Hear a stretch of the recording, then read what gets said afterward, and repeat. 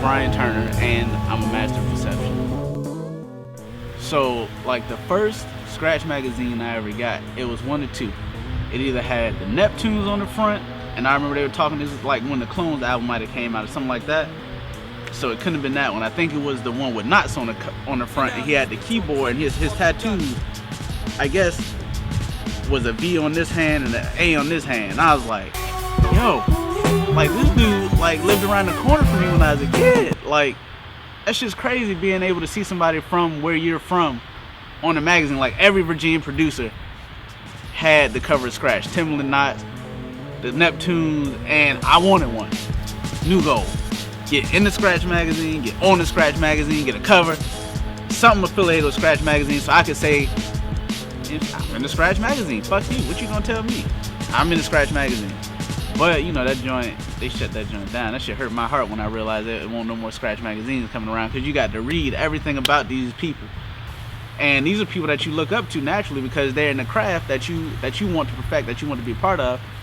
So these people are telling you what they use equipment-wise, what songs they're sampling, how they're sampling them. It's like Scratch magazine was a for dummies for producers. It was just crazy being able to have all that information at your fingertips monthly. And there's so much new information, like people using ASRs or people using Tritons, because Tritons were real big at one point in time. Now everything, you know, basically MIDI based.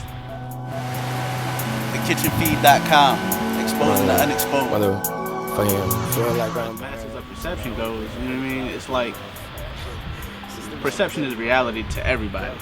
You know, I perceive this shirt to be black and purple, but you might look at it as black and black. That's your perception, so that's your reality.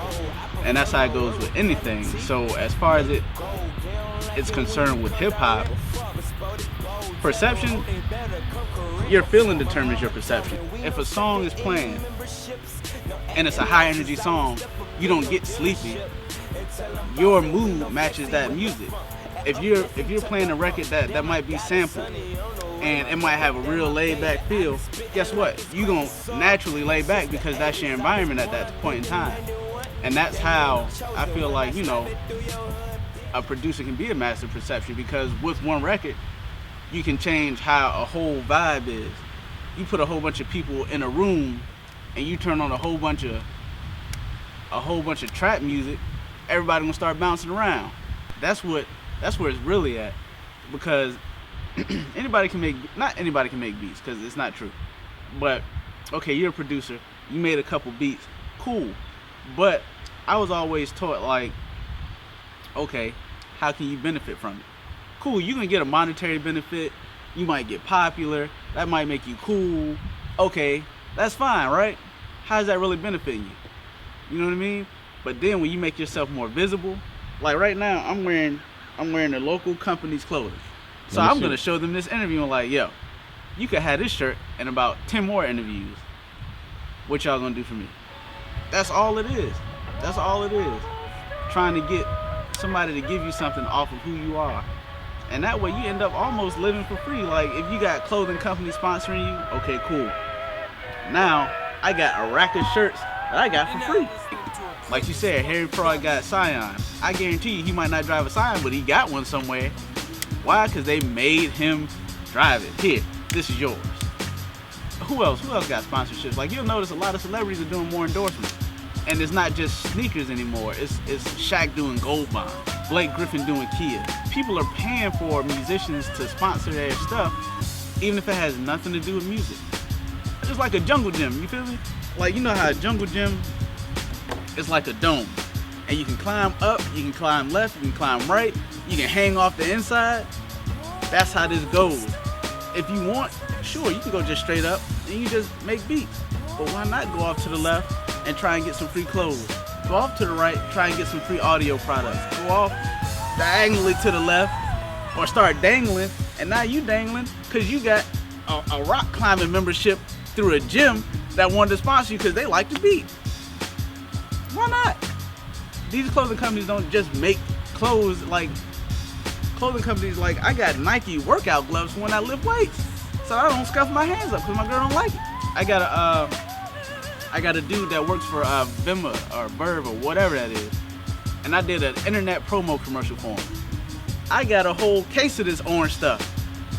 I don't drink energy drinks, but guess what? Hey, I can get this to you because I got it for free. Do you care where I got it from? No, it's free to you. And it was free to me just because I made a beat and they bought the beat and they got used.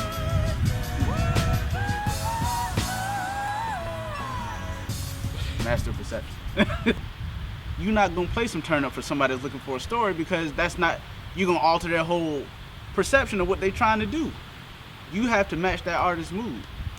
So a producer in my mind is a master perception because as soon as you play something, even if you play something out the way, they say they want some turn up and you play some cool stuff on accident, they might say, oh, what's that? Let me hear something like that. You just changed everything they're looking for because sound is perception. You know, synesthesia, that's a form of seeing sounds. When you see sounds, you know what I mean? Basically, if you get to that point where you're actually seeing the sounds, that's your reality at that point. Like when you hear a certain sound, you see a certain hue of color.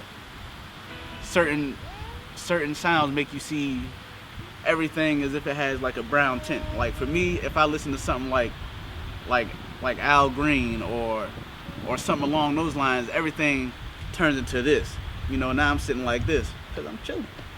Everything is more of a, you know, like it's like when you wear sunglasses and they got these brown lenses on them. Everything changes. But then you listen to something that might be like something like more of a Frank Ocean, and you know it's kind of cliche as a play on words, but stuff might look a little bit more blue to you. So now you wearing like the Goldie lenses with the blue tint on them, because that's a form of synesthesia, right? Whether you know it or not.